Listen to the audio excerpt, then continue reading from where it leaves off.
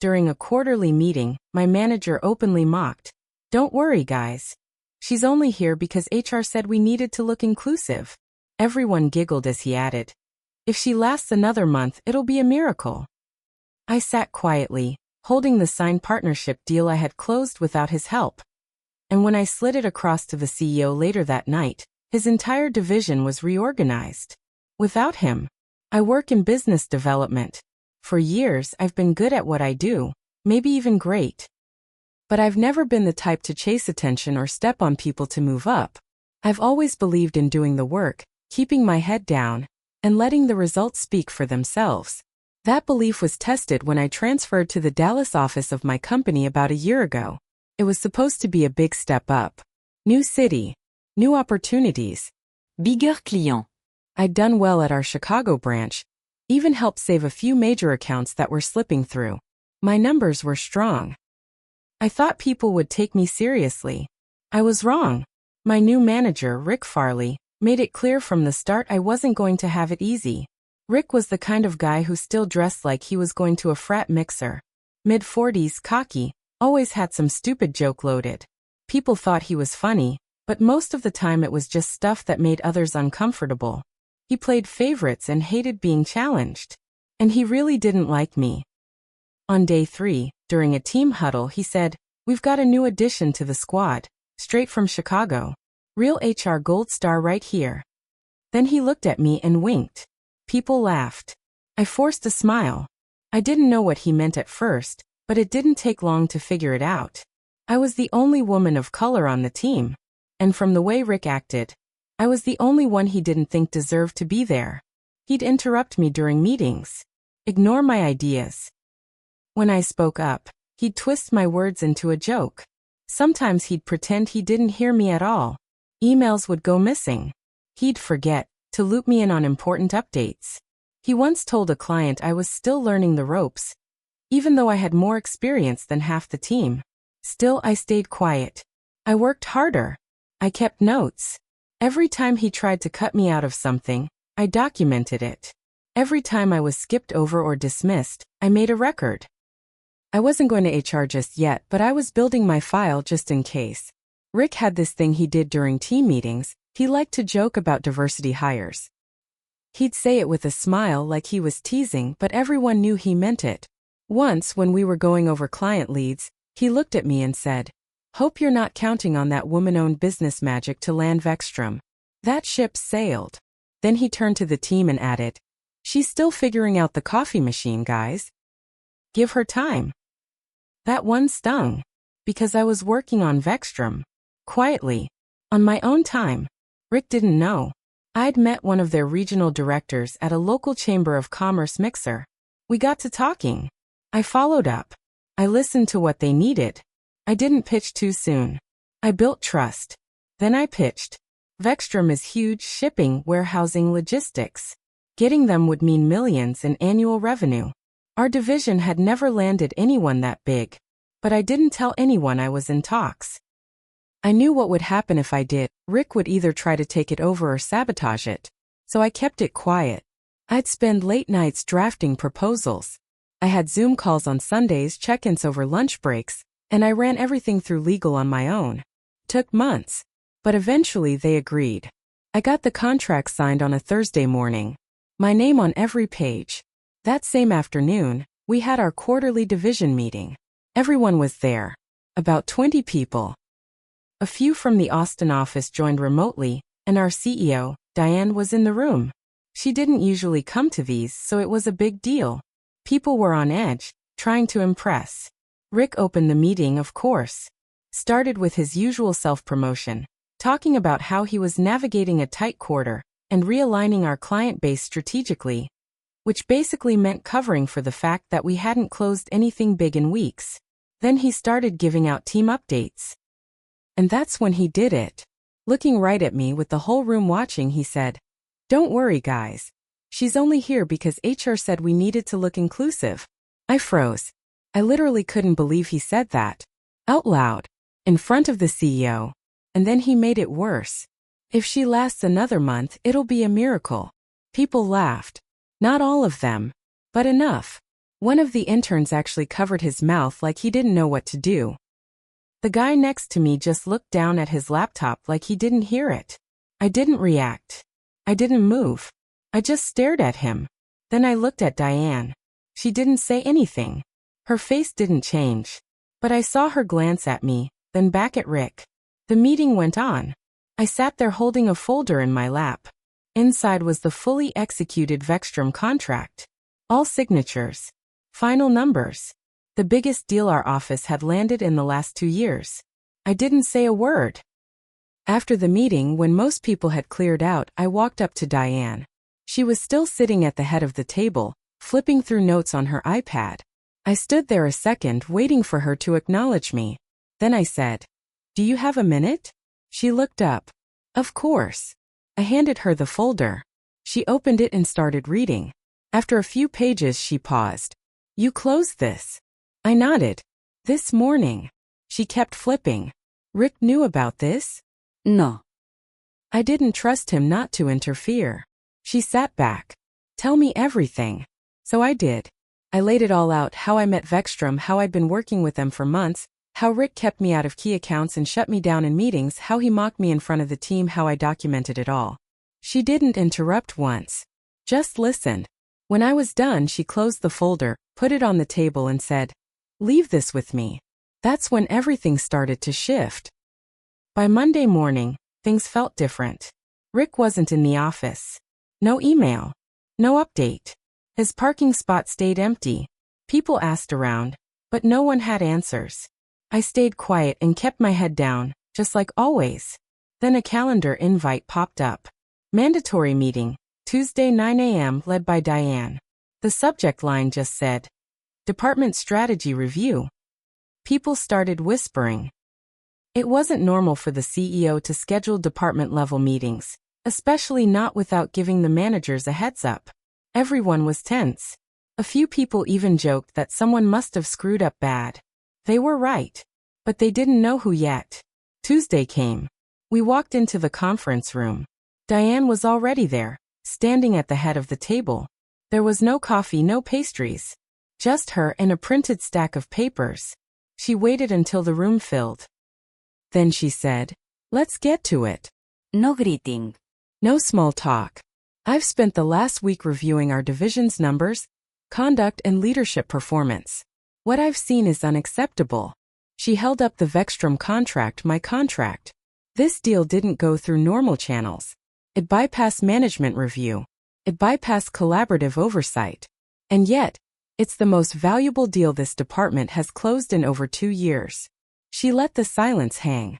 Do any of you know who closed it? Nobody said anything. A few glanced at each other. Then she turned to me. "She did," Diane said. "Alone." Eyes turned. People looked stunned. A few looked guilty. Diane continued. While her manager was busy mocking her in front of the team, she was quietly doing the job better than anyone else in this room. Someone shifted uncomfortably. One of the senior reps, Tom, spoke up. "Are you saying Rick's being replaced?" Diane didn't even blink. "Rick Farley is no longer with the company." Effective immediately. Murmurs broke out. Tom sank in his seat. She raised her voice again. "Let me be clear, this is not just about one person. This is about a culture that has allowed incompetence, disrespect, and favoritism to hide behind empty numbers and loud voices." She passed out papers to everyone. It was a restructure document. Several team leads were being demoted. A few were reassigned. 3 people, Tom included, were being let go. That room was silent. And me? I wasn't promoted. I was moved. Diane announced I'd be reporting directly to her. As part of a new strategic growth initiative. A separate division. My own team. My own accounts. No Rick. No middlemen. People clapped awkwardly. Some congratulated me afterward. Few couldn't even look me in the eye. But the thing is, it wasn't over. A week later, I got a text from a number I didn't recognize. Just one line. "You really think you won?" I stared at it for a second, then blocked the number. The next day, someone tried to log into my CRM profile. IT flagged it. They traced the attempt to a private email address that somehow belonged to Rick. He had tried to use a backdoor connection he still had through an old vendor login. Security shut it down. Legal got involved. That's when it got messy. Rick wasn't going quietly. After IT caught the login attempt, things escalated fast. Legal got involved. Diane called me into her office that Friday afternoon. She looked tired, not like usual. She usually carried herself with that sharp, steady calm. But this time her jaw was tight, and she had a folder in her hand. She shut the door behind me and said, "You're going to want to sit down." Iset. She slid the folder across the desk. "We have a problem." Inside were screenshots, timestamps, logs, IT's full report. Someone had tried to download client data under my name. Not just basic contacts but financial proposals, pricing models, contracts, including the Vextrom deal. I leaned back in my chair. But that wasn't me. "I know," Diane said. "They spoofed your login. But we tracked the IP. It was tied to an address in Garland. That's where Rick lived." She paused. He wasn't working alone. I looked up. She tapped the folder. "Who's Jenna Coates?" My stomach dropped. Jenna was a junior associate who joined 2 months after I did. She always acted overly friendly with me. Said she wanted to learn from another woman in the field. Always stopped by my desk with fake smiles and complimented my work, but never actually asked me anything real. Now I knew why. Diane went on. "We traced another login attempt from her work laptop to a shared folder where you stored your Vextrom notes. She accessed it a week before the quarterly meeting. That meant she might have known about the deal before it closed. And she told Rick. She's been feeding him information," Diane said. "Probably for months." I felt sick. "You have 2 choices," she told me. "We can handle this through HR, do an internal review, or what? You press charges. Theft of intellectual property. Attempted breach. We have more than enough evidence." I looked her in the eyes. "What would you do?" She didn't blink. "I'd bury them." I left her office without giving an answer. I needed to think. That weekend I didn't sleep much. I thought about all the late nights, all the quiet work I did to prove myself, while someone in my own office was stealing from me and feeding it to the man who humiliated me, who tried to erase me. By Monday, I had my answer. I walked into Diane's office with a printed document. "I want to press charges," I said. She nodded. "Also," I slid another document across. I found something. It was a printout of an internal Slack chat between Jenna and another associate. One I hadn't even spoken to much. IT had recovered deleted messages. Jenna had written, "She's too smug. Rick says we just need something to throw her off. If she cracks, they'll never promote her." The other guy responded, "LMAO. Rick said that in our 101 too. You get the folder." Yeah. Got into it. Didn't even need a password. I watched Diane's face harden as she read. That's when she said something I didn't expect. "We're not just going after them. We're going to make an example out of them." She wasn't bluffing. That same day, security escorted Jenna out of the building.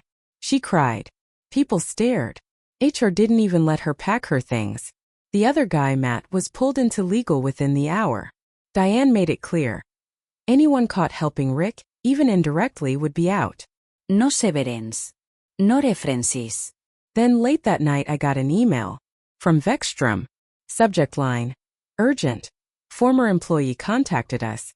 Inside was a forwarded message. Rick had reached out to Vextrom's COO directly from a private Gmail address. Claimed I forged signatures. Said I cut him out of the process illegally. Even attached a doctored spreadsheet trying to make it look like he had initiated the deal. He said I was part of some woke PR play, and accused me of manipulating executives to get ahead. He didn't know the COO and I had built a personal rapport. She forwarded the email with the note. "Let me know how we can support you. We're with you all the way." I sat in my apartment, staring at the screen. It was hard to even feel angry. I just felt cold. Rick wasn't just trying to discredit me. He was trying to erase me. He thought if he made enough noise I'd fall apart. He didn't know me. I didn't respond to the email from Vextrom right away. I sat with it for a bit, thought about what Rick had tried to do, again. He didn't just go behind my back. He tried to destroy my name. After everything. Even after he'd already been fired. But this time I wasn't going to let it slide. I forwarded the email to Diane that same night. By 7 a.m. she called me. "Do not talk to anyone today," she said. "We're handling this." I didn't go into the office that day. Diane had already contacted legal, PR, and our outside counsel. By noon, Vekstrom's legal team was looped in too. Diane and their COO had a long-standing relationship, and they were furious. But this wasn't just about me anymore. This was about corporate sabotage. That same afternoon, Diane made a decision. Our company was going to press full criminal charges against Rick. Wire fraud. Identity impersonation. Unauthorized access of protected company data. But Diane wasn't stopping there. She told me she was putting together a public response. She wanted to clear the air, not just internally but in the industry. Vekstrom agreed to make a joint press statement with our company, confirming the integrity of our deal and fully crediting me by name as the lead partner. It would go live that Friday. On Thursday, the police showed up at Rick's house. They had a warrant. He was arrested for corporate fraud, with bail set at $250,000. Turns out this wasn't his first incident. Diane's legal team dug up past settlements. 2 different companies Rick had worked for before had quietly paid off claims involving misconduct and unauthorized access of digital files. They didn't prosecute, but this time they weren't going to stop it. This time there were real consequences. By Friday, our official press release went out. It was clean, professional, and firm. My name was listed publicly as the lead on the Vekstrom deal. My department was praised for leadership in the face of internal challenges. Rick wasn't named, but the words were sharp enough to let anyone in the business world know what had gone down. It didn't stop there. Jenna? She tried to sue for wrongful termination. Bad move. Our company countersued for breach of contract, theft of intellectual property, and damages. The IT logs were airtight. The Slack messages were real. She folded and signed a settlement that barred her from working in corporate sales for 5 years. Matt. He tried to get a new job at a mid-size firm. Diane called their VP personally. He didn't get hired. Last I heard, he was doing freelance work on Fiverr. Rick?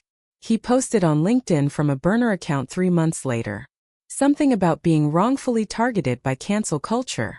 The post got flagged and removed within a day. He lost his certifications. No company would touch him after that. He burned his career to the ground. All because he couldn't stand that a woman he looked down on was better than him. Now here's the part one didn't expect. Diane pulled me into her office a few weeks after the dust settled. "You saved this department," she said. I shook my head. "I just did my job." She looked me dead in the eye and said, "No. You survived a hostile manager, handled a multimillion-dollar deal alone, protected the company from a lawsuit, and kept your dignity. I've seen men get paraded for doing half of that." Then she offered me a new position. Director of Strategic Partnerships. My own team. Full hiring power. A raise that nearly doubled my salary. I accepted. But I also told her something else. "I want to mentor the interns," I said. "Especially the ones like me." She agreed. Now every quarter, I meet with the new hires and tell them the truth. I tell them about staying quiet too long. About how sometimes, silence isn't grace, it's permission. I tell them the story of a man who thought mocking someone in public would keep him in power. Who thought being loud made him right. Who thought I was just some diversity hire. And I tell them how I beat him, not by screaming but by being better. I didn't win because I played his game. I won because I played mine, until he didn't have a place to sit anymore. And every time I walk past the office that used to be his, I remember how he laughed. Then I smile. Because he's not laughing now.